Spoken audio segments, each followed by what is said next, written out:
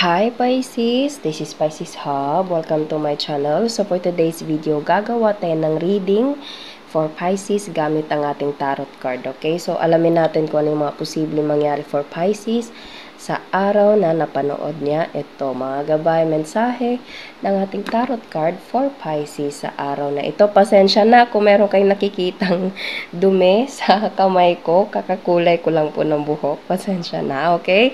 So, reminder lang po na ito ay general reading Pisces. So, pwede pong mag-resonate sa'yo, pwede pong hindi. And this is a timeless reading. So, bigla siyang nakita, Page of Pentacles. Pwedeng ikaw ay merong matatanggap na financial or something like opportunity. Hindi man ganun kalakihan, pero meron kang matatanggap Pisces. Okay? It's either this is a money or pwede ding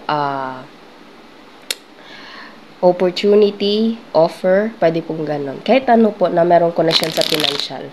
Okay? And again, this is a timeless reading. So, kahit anong araw, buwan, taon mo to napanood. Basta tugma sa'yo, take lang. And welcome po ang lahat ng gender. Babae, lalaki, LGBT, ay pwede po sa feminine or masculine na energies. Okay?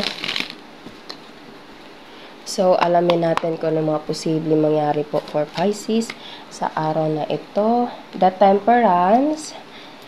Oh, okay. So, pwedeng you're waiting for this Pisces. And again, meron kang matatanggap. Meron kang matatanggap, okay? So, lumabas kanina yung Page of Pentacles, pero binalik natin siya sa ating tarot deck. Pero as I said kanina, meron kang matatanggap or ikaw yung magbibigay, Pisces. And eto, there's a Six of Pentacles. It is a giving from someone na kumbaga merong connection sa pera. Okay? As I said kanina, pwedeng hindi kalakihan, pero meron ka matatanggap, Pisces. Okay? Or ikaw yung magbibigay po. And you have been waiting for this. It's either this is a pera talaga, like pera, okay? Or kung hindi naman, pwedeng opportunity na makatulong sa'yo for financial gain, financial upgrade, okay? Or offer, pwede pong ganon, okay? So, napapansin nyo sa Six of Pentacles natin, merong nagbibigay, merong tumatanggap. And Temperance is something like waiting, okay? So, pwedeng ine-expect mo na to or pwedeng darating siya in an unexpected way, okay? Pero, matagal mo na itong inaasam po. Pwede pong ganon, okay? So, ano pa po yung mga posibleng mangyari po for Pisces sa araw na napanood niya to? Mga gabay mensahe para kay Pisces sa araw na ito. The Empress. Pwedeng galing ito sa someone na feminine or pwedeng ikaw yung feminine energy, Pisces, okay? And makakatulong ito sa'yo. It's either tulong ito for you, for your pregnancy, pwede pong ganun, okay? Or something, naririnig ko yung word na funds, pwede pong ganun, okay? So, pwedeng meron itong connection sa pagbubuntis, okay? Or kung hindi naman, pwedeng ito ay meron connection sa someone na feminine or ikaw yung feminine and meron itong binubuo, okay? Merong new start na darating. Starting with this Six of Pentacles. As I said kanina, yung Page of Pentacles na lumabas kanina po, okay? So, pwedeng as I said kanina, pwede financial or kung hindi naman, pwede matagal mo itong hinihinay, pwedeng ito ay blessing.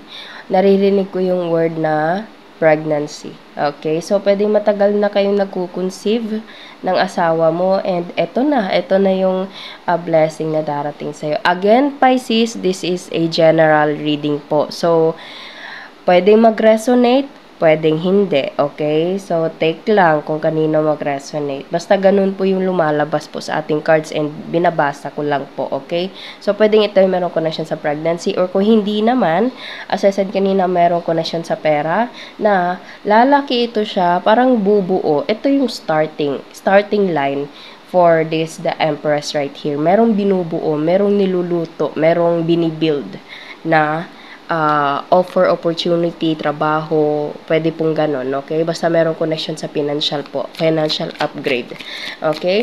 So, ano pa? Ano pa po yung mga posibleng mangyari po for Pisces sa araw na ito?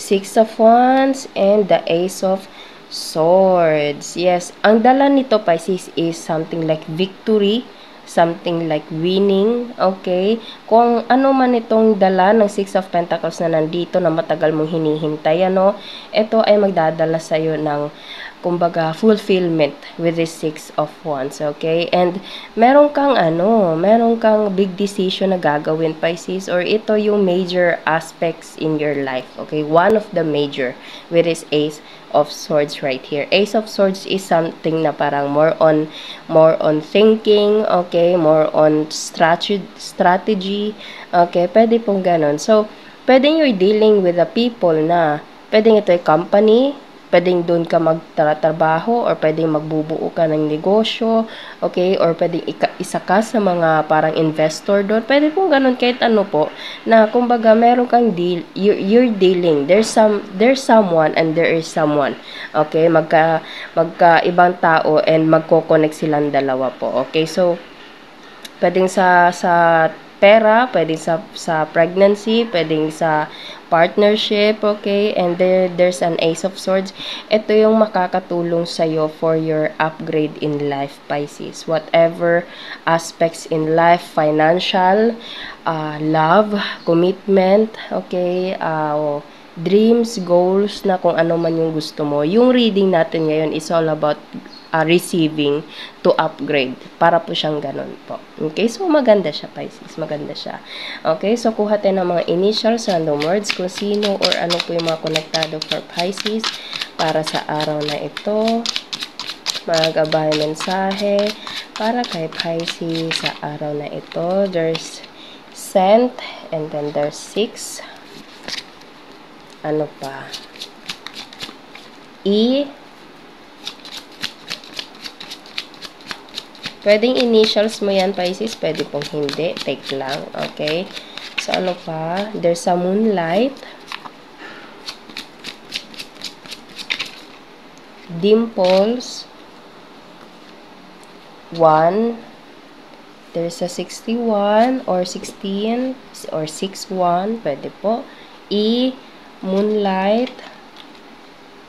Sent, and then dimples. Okay? So, yun po ang ating reading for Pisces sa araw na ito. Naway nagustuhan nyo po. Huwag nyo po sanang kalimutan na mag-like at mag-subscribe po sa ating channel. And click the bell button para ma-notify po kayo sa next videos na i-upload natin. Okay? So, thank you, Pisces, and God bless!